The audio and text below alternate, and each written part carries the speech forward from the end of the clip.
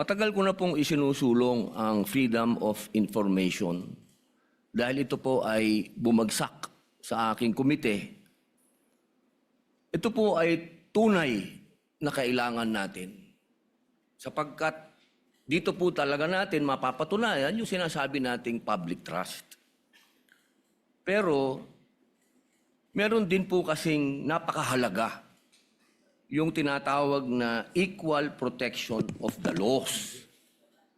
Sang-ayon po sa Artikulo 3, Section 1 ng ating Konstitusyon, Bill of Rights, ang nagsasabing hindi dapat alisan ng buhay, kalayaan o ari-arian ng sinumang tao ng hindi kaparaanan ng batas.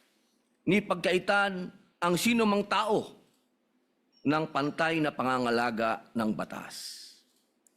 Ang mga pamantayang ginagamit natin ngayon ay dapat pareho ring ipinatutupad sa lahat ng impeachable officials, anuman ang kanilang pangalan o posisyon.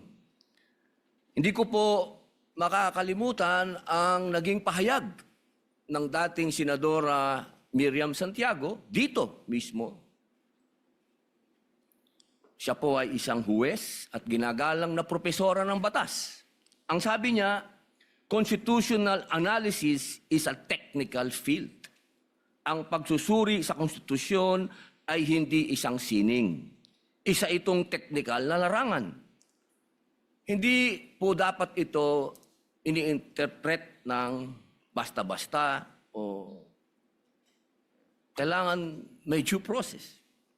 Nung una ko pong narinig kanina na ipaliwanag po ng ating Senator Judge Alan Peter Cayetano, tinanong sa prosecution kung ganito rin ba ang ginawa nila noong may impeachment kay Presidente Bongbong Marcos.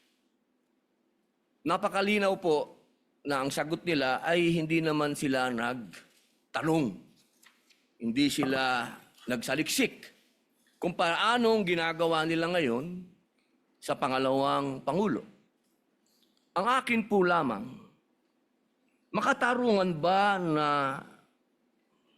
hindi parehas ang trato natin dito? Dapat sana parehas eh. Kaya po, ang hinihiling ko sa atin, total naman, lahat naman kayo ay sumang-ayon na sa Freedom of Information Bill ko. Hindi pa nga lang nagsasubmit ang